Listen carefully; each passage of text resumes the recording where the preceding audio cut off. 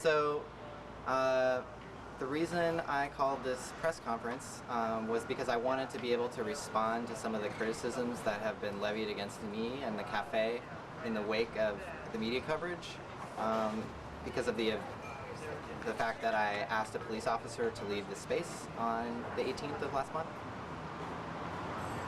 The three big topics that we wanted to address today were, one, the idea that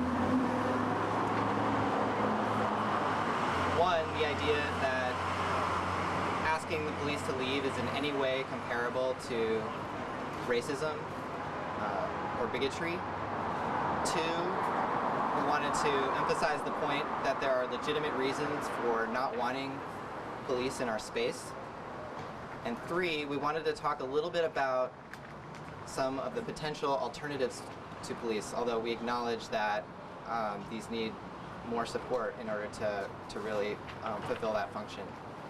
So I'm going to just talk a little bit about the first one and then just sort of hand it off. We've also got some folks here from Rose City Antifa, or sorry, Cop Watch, sorry, yeah, Rose City Cop Watch, to talk about their view of these events and provide us with a little bit more background. So the first point, the reason why this event, or the reason why asking the guy to leave is in no way comparable to racism is for two main reasons. One of the reasons is that police officers choose to be police officers. They can put their uniform on and they can take it off. People of color are always people of color. That's a small point, but it's a really important one to acknowledge. Another key point is that there's a big power difference between the police and communities of color that are the survivors of racism. The difference is that police in our society get a lot of respect and have a lot of power. In fact, they can often get away with things that the rest of us can't, just because they're police officers.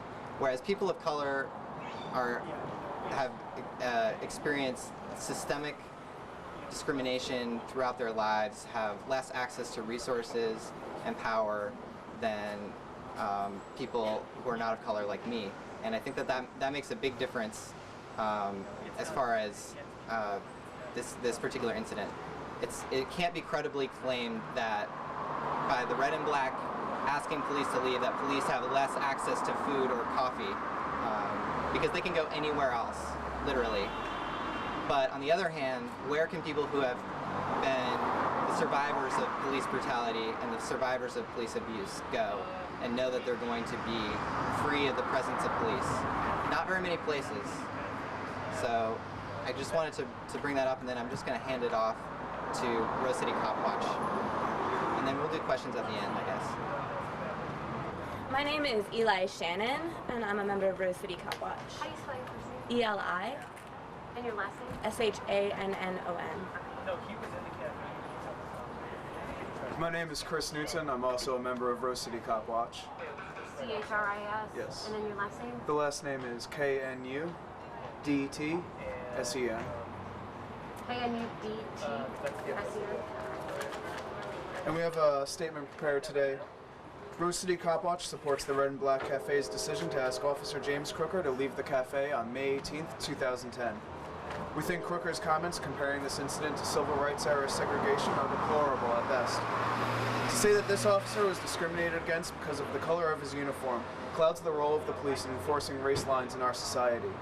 The Portland Police Bureau has repeatedly denied that they employ racial profiling, but the tragic murder of Keith Otis on May 12th shows otherwise. Otis was pulled over by members of the Hotspot Enforcement Action Team, or HEAT for short, partly for wearing a hoodie in the summertime and slouching while driving. The Portland Police Association has historically supported racist cops, such as in 1981 when hundreds of officers were mobilized to support two cops who threw dead possums in front of the Burger Barn, a black-owned business in Northeast Portland. The officers were reinstated shortly after the march. There's been some public criticism of the Red and Black Cafe asking, who will keep us safe if the police are not called? We believe that the primary role of the police is not to keep us safe, but rather to profile and arrest people in an attempt to maintain a status quo built upon race, class, and gender lines. Rose City Cop Watch has done a study project looking at examples, both locally and internationally, of communities that needed to address safety concerns without relying upon the police. This pamphlet is available on our website, rosecitycopwatch.org. The lack of police accountability in Portland and across the nation is incredibly problematic. Killer cops are rarely, if ever, reprimanded in any significant way. Every killer cop in Portland's recent history has been allowed back on the police force with the only consequence coming at the expense of taxpayers who pay settlements to the family of the deceased or the survivors of police brutality. A clear example of this unaccountability was demonstrated after Christopher Humphreys shot a 12-year-old girl with a less lethal beanbag shotgun round. Humphreys, who was also one of the 3 officers responsible for beating James Chassie to death, was placed on paid leave after the beanbag shooting. The Police Association showed that police brutality and unaccountability is an institutional problem. They responded with a massive rally featuring t-shirts and signs bearing the message that they are all Chris Humphreys. For once we can agree. The Red and Black Cafe has every right to ask James Crooker to leave in order to maintain a safe space from the hostile environment created by the presence of the police. My name's Ari Perez Diaz. It's spelled A-R-I-P-E-R-E-Z-D-I-E-Z. Hyphenated? No, one word. I'm a collective member of the Red and Black Cafe. And I came here today to address the issue that people have that have been talking about, on the internet and the community about what are we going to do if there are no police? What do we do if we don't believe in the police? What are we going to do if we don't utilize the police? Well, one of those processes that you can use is called transformative justice. It's been around for maybe like the last decade, and basically the gist of it is a process that involves a community in supporting the survivor and perpetuator in a healing process that helps combat sexual assault and abuse in these communities.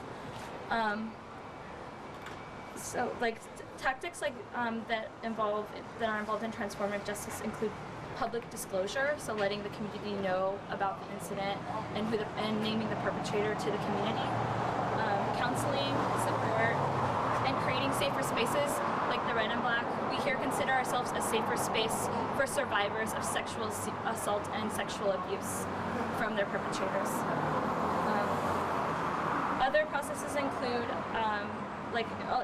other tactics in this process include men's support groups that deal with challenging internalized patriarchal oppression. And these processes have been known to be successful, but really need the help of the entire community for them to actually work. And that's all I have to say.